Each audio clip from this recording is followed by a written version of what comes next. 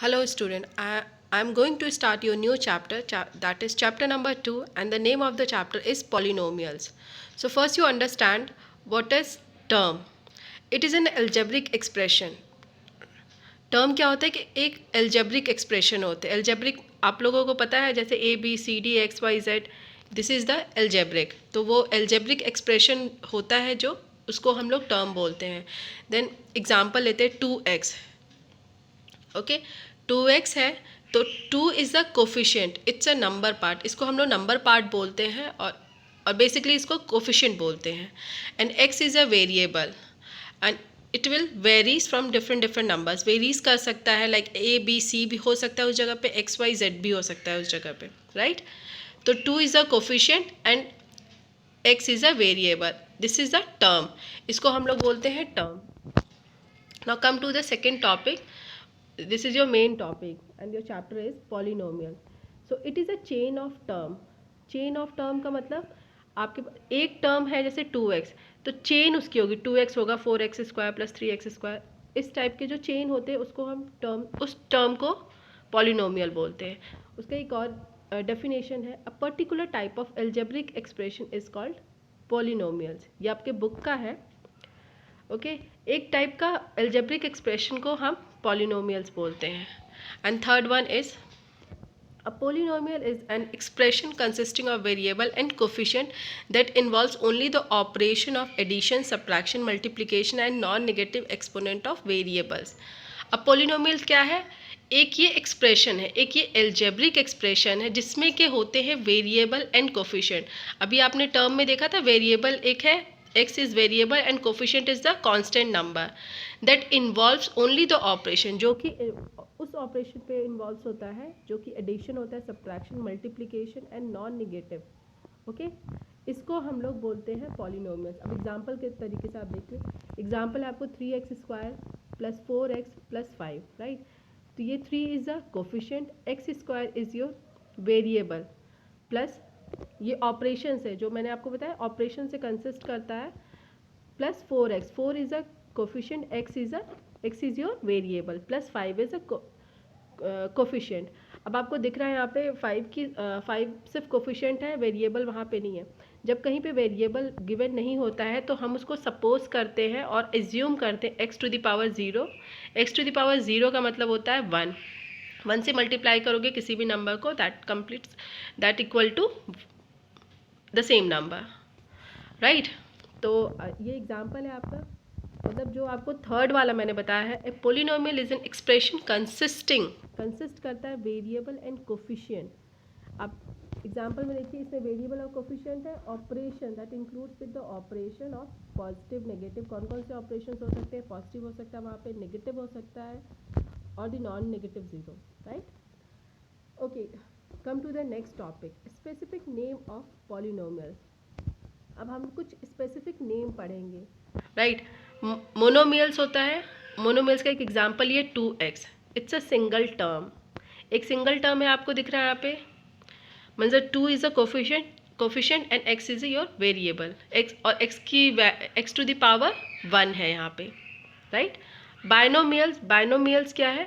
2x plus 5. इसका example हमने लिया है 2x प्लस 5. बाई मतलब 2 होता है. यहाँ पे 2 टर्म गिवन है, 2x 1 term and plus 5 is 1 term. You can say another term. तो ये आपके पास 2 टर्म हो गए. ट्राइनोमियल्स आपको समझ में ही आ गया होगा. 3x square plus 2x plus 5 मतलब यहाँ पे 3 टर्म है. First term is 3x square, second term is 2x and third term is 5. Try मतलब होता है 3 means trinomials and polynomials is more than a 3 terms, right. जिससे 3 से ज़्यादा टर्म होंगे उसको हम पॉलिनोमियल्स बोलते हैं. टर्म समझ में आ गया आपको. जैसे यहाँ पे 2x है आपका टर्म, 3x एक टर्म है, 2x एक टर्म है. ये टर्म्स हैं. अगर इससे 3 से ज़्यादा टर्म होंगे उसको हम पॉलिनोमियल्स बोलेंगे. Okay come to the next topic. What is coefficient? Coefficient मैंने आगे बताया था आपको बट यहाँ पे इसका डेफिनेशन है. Each term of a polynomials has coefficient.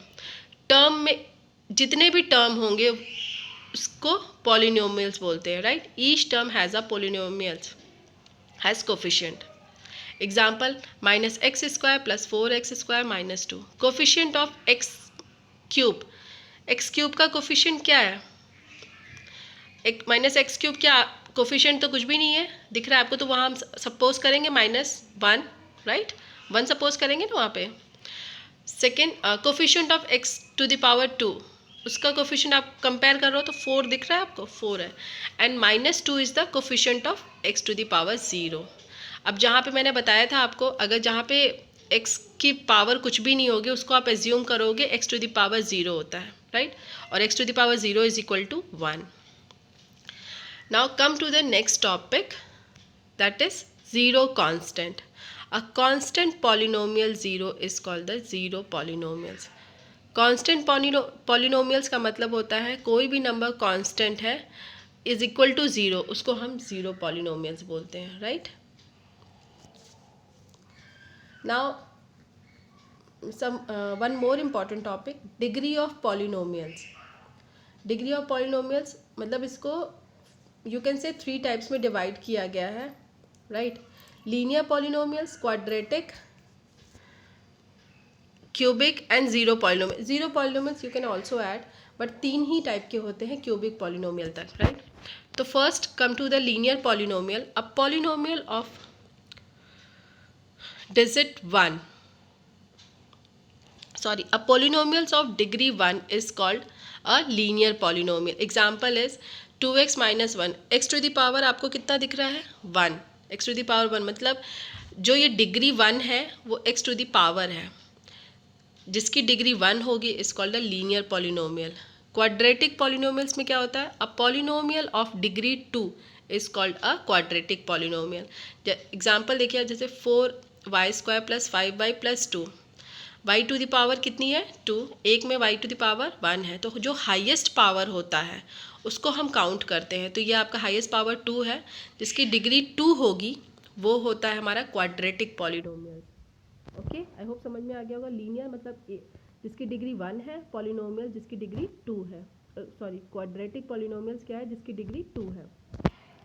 Third, cubic polynomial में ही आपको ऑटोमेटिकली समझ में आ रहा है, क्यूब मतलब 3 होता है, द पॉलिनोमियल ऑफ डिग्री 3 जिसका 3 डिग्री होगा, मतलब x टू द पावर 3 होगा, वो आपका क्यूबिक पॉलिनोमियल कहलाएगा, right. Zero polynomial, the degree of zero polynomial is not defined, जो जीरो पॉलिनोमियल होता है उसको हम डिफाइन नहीं करते हैं, ओके। सो आई होप आपको ये इतने टॉपिक जो मैंने अभी कवर कराए आपको समझ में आ गए होंगे। इन केस कोई प्रॉब्लम होता है तो कमेंट सेक्शन में प्लीज़ रिप्लाई करिएगा, okay. So we will soon with the next part of this chapter, okay. Thank you so much, bye.